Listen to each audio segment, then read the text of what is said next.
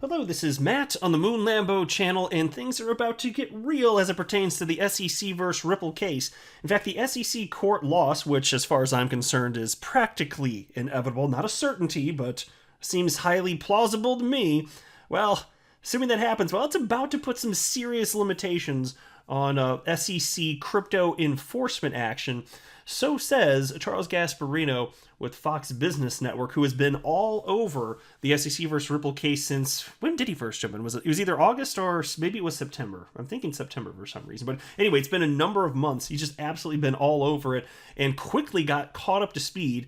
And he is spot on. So I wanted to share with you a brand new comment from him, as well as some comments from attorney John Deaton. Because have you ever wondered why it is that despite there being some sort of, what we thought anyway, was regulatory clarity surrounding XRP dating back to 2015 with the FinCEN enforcement, XRP being deemed a virtual currency, how is it that the SEC, after all these years, can actually legally come in and still make these claims, and it still goes to court, and potentially we see full adjudication of this nonsense? Well, John Deaton has straightened that out for everybody, so I'll share with you brand new comments from him. Then there's also this headline from Crypto Newsflash. Hester Peirce, crypto mom, speaks on industry regulation. SEC interested in NFTs and Bitcoin spot ETFs. Now, the part that I'm really interested in is towards the top of this article, so I'm not going to run through the whole thing. But my gosh, she's hitting the nail on the head, and I say that because, frankly, she agrees with me on a very key piece of information having to do with the creation of a new government agency for crypto. I haven't been coy about it. I think that's a horrific idea, adding more government to the pile when the government has created the train wreck and problem and fires that we're seeing today. Well, you failed so far, government. Let's go ahead and add more of you, because reasons. To be clear at the outset, though, I do not have a legal or financial... let me start. My brain is kind of fried. So, to be clear, I am still sick with a touch of the Rona. I'm most of each day, I feel like myself, but to be honest with you, my brain still, from time to time, gets a little foggy, and it's later in the day, and I kind of need to sleep, so I think I'm having, from time to time, a little misfire here and there, so please forgive that. I'm doing my best here to provide hot jams for you, the people. But anyway, just want to be clear, I do not have a legal or financial background of any kind. I am not offering legal or financial advice, and you definitely should not buy or sell anything because of anything that I say or write. I'm just an enthusiast who enjoys making YouTube videos about crypto-related topics, all up in this bitch, all up on the YouTubes, but just as a hobby and just for fun. And in we go. So here's the comment from Charles Gasparino from just a little bit earlier today. And he wrote the following. 2022 will likely be the year the biggest story in the crypto space unfolds. And by the way, let me just pause to note, he's not kidding it. Like, he's not being hyperbolic, and we know this. The biggest crypto story in all of 22 is unfolding, and our community, unfortunately, we're forced to be at the center of all of this because the SEC said so. But that's not hyperbole. It actually is this big. And then he said, Ripple versus SEC. Win for Ripple/XRPL community will put limits on the SEC power over crypto. A government win, and the commission's powers are enhanced to the point it could go after Ethereum. And so this is what I'm worried about. If there's actually full adjudication, and this is favorable to the SEC, I'm going to be very concerned about all of the crypto that I hold, all of it. 100% of it. I'll be least concerned about Bitcoin because it seems pretty clear that the SEC, I mean, they could, but it seems pretty clear they don't know who the hell Satoshi Nakamoto is. They don't seem, at least at this point, to be interested in going after miners, but I'm not even ruling that out because the SEC is absolutely bonkers as far as I'm concerned. But no, all of my altcoins, I'm going to feel like my investments, my steadfastness, all of my patience and perseverance, everything that I've been doing for several years, I'm going to feel like all of it's at risk, not just with XRP. That would be devastating enough. But I'm going to feel like all of it. And so what's that, like, what kind of cascading effect is that going to have for global prices of crypto? Like, what would that actually mean? Would people get the implications right, or like straight out the gate? Maybe, maybe not. Anybody that's paying attention is going to know what it means. Everything's in trouble because if XRP, by the nature of existing, is a security, what isn't? What isn't a security? And so he's not kidding. So you think they won't go after Ethereum after this? Because look, fine, Ethereum got the free pass, and we pointed this out ad nauseum on this channel and in the community. And it's true, and it's very fair to point out. Not even to pick on Ethereum, just to point out what the higher ups at the SEC have been doing nonsensically. But so again, not to pick on Ethereum, But those people that gave her the free pass, they're not in charge anymore. Gary Gensler made very clear some years ago, back in 2018, that he thinks Ethereum is a security. At least he thought it back then. Do you think that's changed? Do you think he wouldn't want to go after, at a minimum, prior transactions? I won't be surprised in the least. But what happens here is of paramount importance, and that's why we have to play a little bit more of the waiting game. But there's a good chance that we're going to, very good chance, according to Attorney Jeremy Hogan, that we're going to get the judge's ruling on the fair notice defense this month, January of 2022. Now, if it's favorable, as I think most of us expect, if it is favorable, meaning that Ripple's fair notice defense stands, that's when I think you start seeing settlement talks. Well, we won't see them, but they'd be going on behind the scenes. But then, I think the SEC at that point is going to want to exit stage left. That would be my guess, so we shall see here. And then there's this from attorney John Deaton. What makes the 2015 FinCEN and Ripple settlement even worse is that the SEC and FinCEN had entered into an agreement to share info with the other about companies investigated. In 2006, Chairman Cox said, quote, "We are pleased to formalize our already strong working relationship with FinCEN.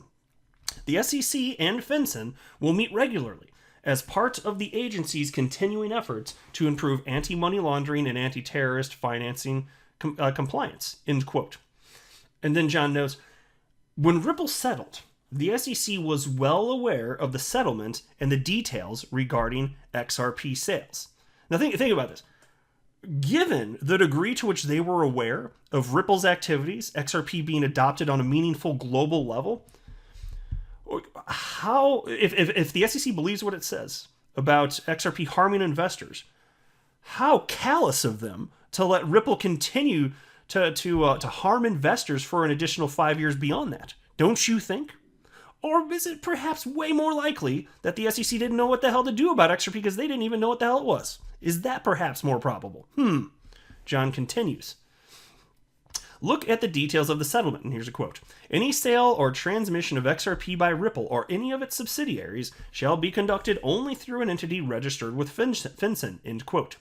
And then John notes, "shall" and "only" are legally binding words. Shall and only are legally binding words. So how can the SEC bring a lawsuit against Ripple 5 years later over the same XRP sales Ripple already paid a fine for? Because the agreement also reads as follows. And so here's the rub. This is why they're getting away with it. Now, it doesn't make it logical. It doesn't make it ethical what the SEC is doing, but this is how they're legally getting away with it. At least to this point. Here's the quote. "This agreement is binding upon the company and the government, but specifically does not bind any other federal agencies," end quote. And so, of course, we're all repulsed by this, but this is what I keep saying. These people are bad people. They are asshats. They are complete asshats, and they must be stopped. Now there's this piece from Crypto Newsflash titled, "Hester Peirce, Crypto Mom, Speaks on Industry Regulation, SEC Interest in NFTs, and Bitcoin Spot ETFs." Now, Hester Peirce, of course, is one of 5 SEC commissioners, and it's the 5 SEC commissioners who vote on whether or not to bring legal action against any person, business, or entity of any kind. And so she was one of the people that got to vote on whether or not to bring legal action against Ripple in the SEC v. Ripple case.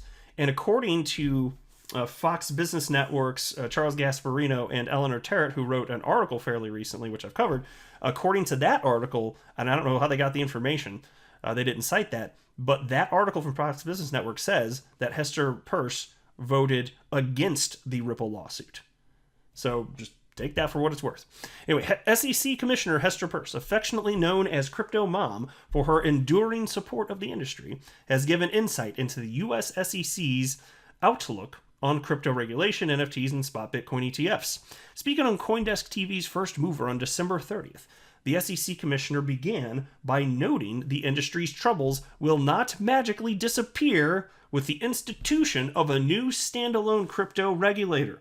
Coinbase and U.S. Senator Cynthia Lummis have been among the most outspoken figures calling on a single crypto regulator for the U.S. Yeah, let me pause there. So Cynthia Lummis, she happens to be a Republican, and I gotta admit, I'm a little surprised to see somebody, in that political party thinking, hey, more government makes sense. You're screwing up everything else, but let's we'll make more of you, more of you. That's absolutely going to solve the problem.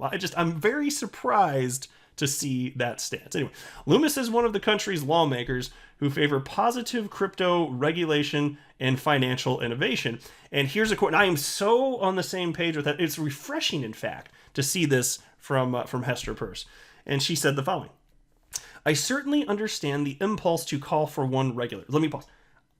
I understand it. Let me just note, I understand why people are calling for this. It's because the people in charge are doing a horrific job. You want different people to do it. I get that. But you must understand, it's still government, right? These people, what are they freaking good at? Have you been to the DMV? My gosh. Pick. What are they even good at? I guess blowing stuff up like that. I mean, I'm glad they're good at that. But come on.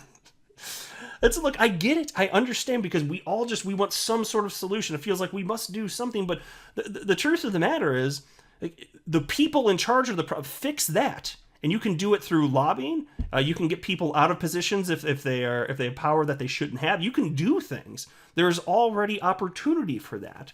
But to think that it makes sense to just create an entirely new I just think it's quite a mistake. And so again, she said, I certainly understand the impulse to call for one regulator. I have a couple of problems with it. Typically in Washington, when you build another regulator, all you get is all the existing regulators plus one. Yes, ding ding, so succinctly put. That is exactly right. It's still the government. If you love that tasty government flavor, you're just going to have some more of it. It's rotten. Peirce once again admits to the watchdog's failure, and I love this too, failure in providing a workable regulatory framework for the industry. She notes that the regulator instead chooses to work by enforcement. And I love this. This is so good for Ripple and the fair notice defense. And she's been talking along these lines, but this is the most recent instance of this. And you know that this will end up in court should it go that far. Every comment she's saying along these lines, because she is one of the 5 voting. And so check out what she said. We have an opportunity to sit down and work with people, many of whom have been very open about their willingness to come in and work with us and develop regulation. So far, we've provided very little concrete regulatory progress. What we've done instead is we've brought one-off enforcement actions. Not good for the SEC lawyers. You know they're not happy with Hester. I'm not a financial advisor. You should not buy or sell anything because of anything that I say or write. That would be a very, very, very bad idea. Until next time, to the moon, Lambo.